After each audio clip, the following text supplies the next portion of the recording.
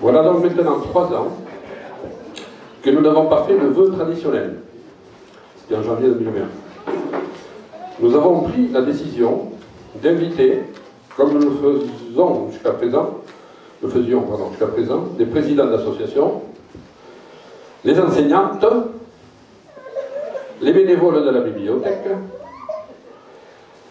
les mamans de l'année, on verra après, les pompiers, je ne les ai pas vus encore, ouais, peut-être, et les gendarmes, et les nouveaux arrivants des 3 dernières années. Donc ce qui fait que...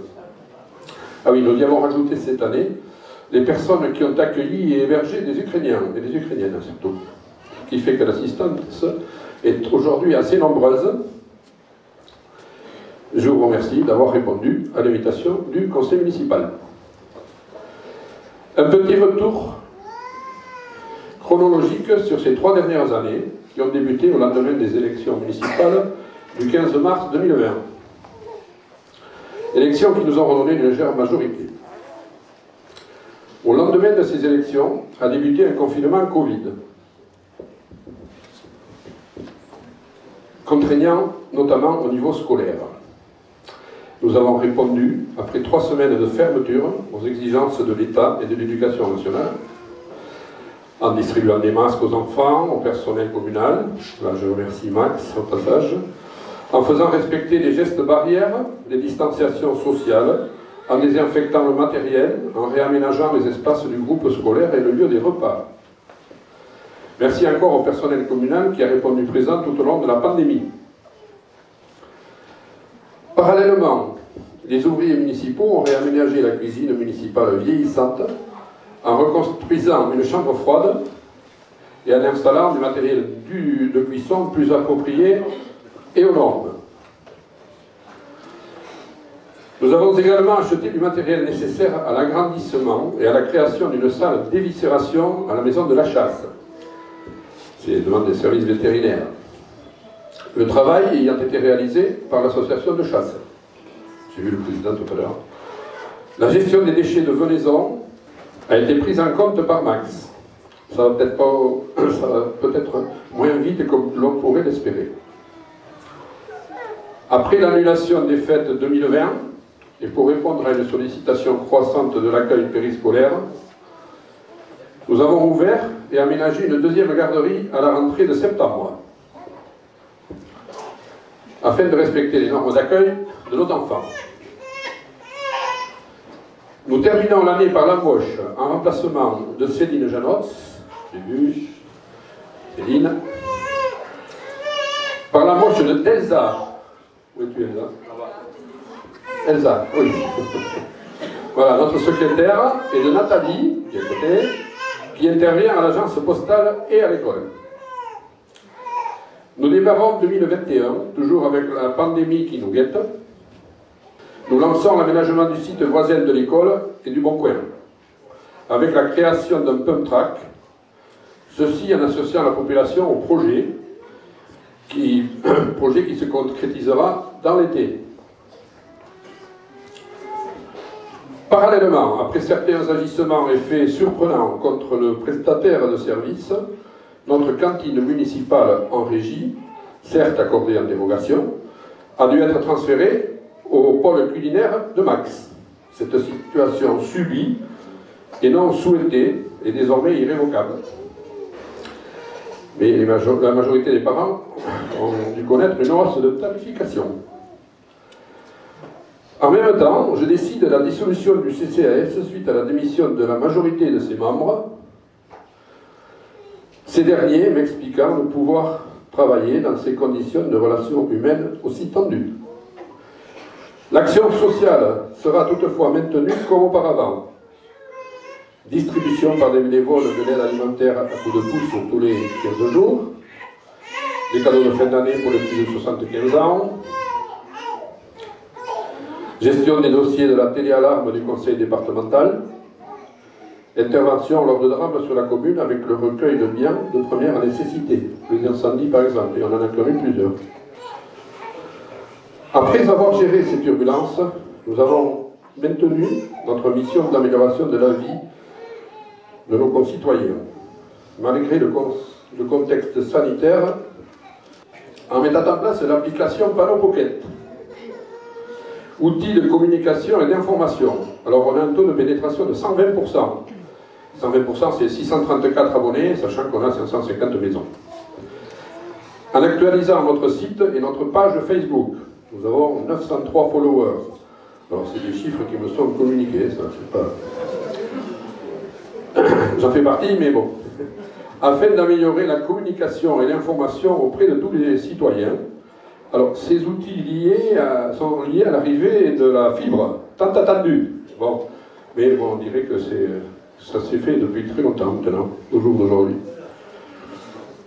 Mais bon, nous avons également installé l'application e-ticket pour la gestion du service périscolaire qui connaît une fréquentation de plus en plus importante liée à l'ouverture d'une 6e classe. C'est toujours en cours. Nous avons lancé, toujours en participation citoyenne, l'étude du bâtiment de Buga, bâtiment situé en plein bourg, en face de l'épicerie, afin de permettre à des personnes âgées autonomes de pouvoir continuer à habiter au village, à proximité des services nécessaires à la vie quotidienne. Bon, là, la photo, c'est en l'état. Hein. Cette étude est portée par Solia, Solidarité Habitat.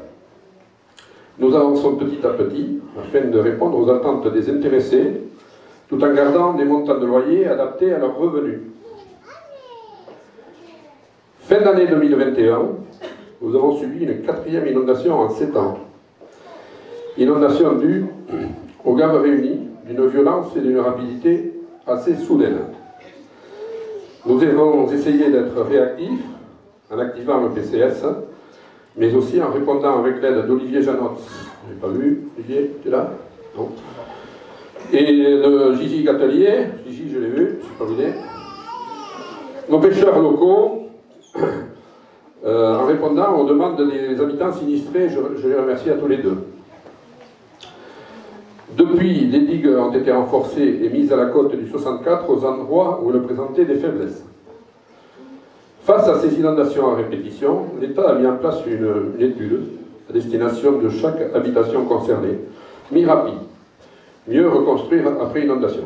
Cette étude, financée à 80% par l'État, 10% par le conseil départemental et 10% par Max, devrait déboucher sur des travaux également subventionnés. Nous restons attentifs à ce dispositif en cours. 2022 voit la poursuite de l'aménagement du site Boncoin École, avec la création d'un parking et d'une route qui permet de désengorger le stationnement aux heures de pointe, de début et de fin d'école. Toujours sur le même site et également sous forme de participation citoyenne, nous poursuivons l'aménagement par l'installation de jeux pour la petite enfance qui sont ouverts depuis novembre 2022. Vont s'y ajouter quelques plantations, du mobilier et une clôture. Il reste encore de la place afin de poursuivre petit à petit l'aménagement, je dis petit à petit, vu le prix de ces jeux. Cette année a vu également la prise en charge par Max de la réhabilitation du centre-bourg par la réfection des bordures et goudronnage de la bande de roulement. Les gérantes du Grain de Sel ont relooké l'intérieur de l'épicerie. Voilà. Et je salue, après le départ à la retraite bien mérité de Daniel, qui était là depuis 1994, sa remplaçante Christelle, donc voilà, elle est là, sœur de Sylvie. Elle propose un lieu bien achalandé, très lumineux et accueillant. Voilà. Je ne peux passer sous silence en 2022 la guerre déclarée par M. Poutine à l'Ukraine, guerre qui a des conséquences très lourdes sur notre vie de tous les jours. Nous n'avons pas fini de nous en apercevoir, même si l'Ukraine est parfois utilisée comme bouc émissaire. Pardon. Et juste, je vais faire un petit... Au niveau électricité, on nous prévoit cette année, juste comme ça, pour les communes, dans les bâtiments communaux, une facture d'électricité multipliée par 1,8, pratiquement doublée. Voilà. Et c'est pour ça que je dis que l'Ukraine est utilisée comme bouc émissaire, c'est pas toujours la faute de l'Ukraine si l'électricité augmente quand même. Voilà, bon. Je souhaite remercier les familles qui ont accueilli les réfugiés, si je l'ai dit tout à l'heure. À commencer par Bernard et Malo Corbin, je ne sais pas s'ils sont là. Bernard et Malo, je ne l'ai pas vu. Samuel et Elga Joly, ils sont là-bas. Voilà. Christophe Moussa et Florence Blecki, je n'ai pas vu non plus. Christophe, non. Et Patrick et Sylvie Saint-Aubin. Patrick, je t'ai vu, je ne sais pas s'il y a Sylvie, voilà. Nous avons, quant à nous, répondu à leur demande de scolarisation de ces enfants. De leurs enfants, pardon, des Ukrainiens. Non. Il y avait, je dis les Ukrainiennes parce qu'il y avait une majorité d'Ukrainiennes, parce que les hommes n'avaient pas le droit de quitter le pays. Voilà. Sauf cas exceptionnel.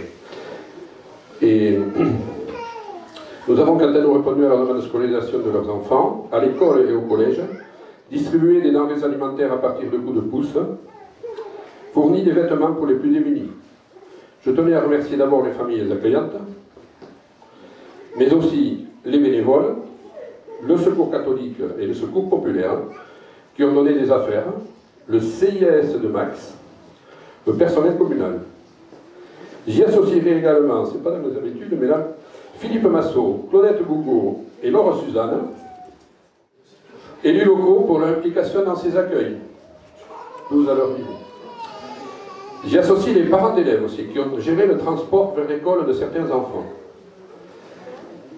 Et bien évidemment, les enseignants qui ont accepté de scolariser les enfants, malgré la barrière de la langue. On s'est remémoré nos anglais, voilà. Nos études d'anglais. Ce n'était pas toujours évident, mais je pense que cela a dû être une expérience intéressante pour vous et pour les enfants. Je tiens à saluer l'ancien directeur d'école, Jean-Luc, d'avoir répondu favorablement à la scolarisation de ses enfants. Bon, il a fait valoir ses droits à la retraite. Il était là depuis 1994, on est arrivé en même temps, et j'ai failli partir en même temps que lui aussi, mais bon, j'ai eu un petit sursis. Bon, voilà. Alors, ça a permis de voir arriver de nouvelles têtes. Alors, la nouvelle directrice, enfin, elle, c'est pas une nouvelle tête, Sylvie Lerchouni-Pasco, où es-tu Sylvie? Ah oui, voilà. Présente depuis plusieurs années comme enseignante avec ses collègues, Marie-Laure Sarouille et Hélène Fabre. Elles sont là. Alors, les nouvelles. Alors, Lucie de Lamenne, c'est l'enseignante des tout petits. Elle n'est pas là, je crois. Elle m'avait dit qu'elle ne pouvait pas venir. Mais il y a Mylène Ganderatz, voilà, qui est là. Et Jeanne Béguet, qui a fini son tournoi de tennis. Merci Jeanne. Cette année 2022 a connu également le redémarrage des festivités, avec les différentes fêtes de l'école, de la musique, les commémorations, marché des producteurs. Bon, je ne les ai pas toutes citées, il y en avait pas mal. Toutes ces manifestations ont connu un réel succès. Et je remercie tous les bénévoles qui se consacrent à cette réussite. Je félicite plus particulièrement le président et les jeunes membres du comité des fêtes pour leur implication pour l'organisation des fêtes locales. Leur assiduité et leur présence tout au long de ces 3 jours ont contribué à la réussite de nos fêtes d'été avec un programme bien rempli et animé. C'est bientôt fini, c'est bientôt fini. Deux mots sur la communauté de communes Max, où nous continuons à réfléchir à la création de la zone artisanale de Bellehour, au devenir de l'habitat à travers le PDI, à maintenir une voirie à l'état. Nous travaillons actuellement sur le projet de création d'un nouveau pôle culinaire à Saint-Jour-de-Marennes, celui de Seignon s'avérant trop petit pour fabriquer les 7500 repas par jour. Il était prévu pour 5500. Nous travaillons aussi sur la rénovation énergétique au travers de Rénomax, mis en place depuis déjà quelques années, mais aussi à l'étude pour la couverture photovoltaïque de bâtiments publics en utilisant l'électricité produite en autoconsommation. Pour ce qui nous concerne, cela pourrait se réaliser sur le groupe scolaire, sur la mairie mur à gauche, salle municipale, et au parking du cimetière avec des ombrières. L'appel à projet va être lancé au premier trimestre 2023 afin de réduire notre consommation d'électricité la plus importante. C'est 52%, c'est à l'école. Max a financé une étude et un audit énergétique afin de nous orienter vers des travaux de rénovation dans les classes pas encore réhabilitées. Avec Max, nous avons également décidé de décentraliser l'Escale Info, située à Cabreton. Alors, peut-être que certains la connaissent. Sur Quezaco, l'Escale Info, elle accompagne l'appropriation des démarches administratives dématérialisées. Ça, c'est l'usage du numérique dans le quotidien. Bon, clairement, c'est des rendez-vous à la mairie. Alors, j'insiste sur ces possibilités qui vous sont offertes toutes les 3 semaines, le lundi à Sainte-Marie, sur ou sans rendez-vous, en mairie. Alors, qu'est-ce qu'on fait là-dedans? On peut, par exemple, aider pour la CAF, les parents d'élèves pour la CAF, pour tout ce qui est dématérialisé maintenant, Dieu merci s'il y en a. Donc, c'est une personne qui vient tous les lundis matins vous aider à faire des déclarations, y compris.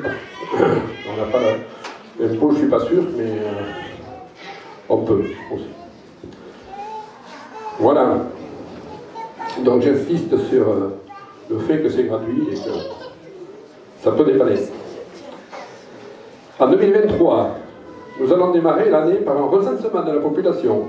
Alors il était prévu en 2022, c'est tous les 5 ans, mais il a été reporté 2023. Donc il y a 3 agents recenseurs qui vont se présenter à vous. Je vous demande de les accueillir favorablement à partir du 19 janvier. Alors les 3, je voulais les présenter. Thierry, tu ne te caches pas. Voilà, Thierry de Bertrand. Ils vont être assermentés. Hein. Jean-Michel de Laporte. Et puis il y a Alice Dacieux, je ne l'ai pas vu. Alice, tu es là? Alice Dacieux, non? Tu n'es pas là? Bon. Et Alice Dacieux, donc voilà, les 3 agents recenseurs qui vont pendant un mois. Au niveau urbanisme, 2 logements sociaux T2 vont être construits par Excel Habitat. Au lotissement Milouquette, jouxtant le lotissement Baleine et le communal de Pasquale. Nous allons lancer ou poursuivre quelques études, notamment sur la propriété foncière qui nous reste derrière Pasquale. Continuer à travailler sur les économies d'énergie du côté de l'école dont j'ai parlé tout à l'heure. Confirmer et concrétiser le projet BUGA, initié en 2020. Relooker la bibliothèque. Et je salue les bénévoles qui la font vivre, avec Claudette, leur nouvelle responsable. Voilà.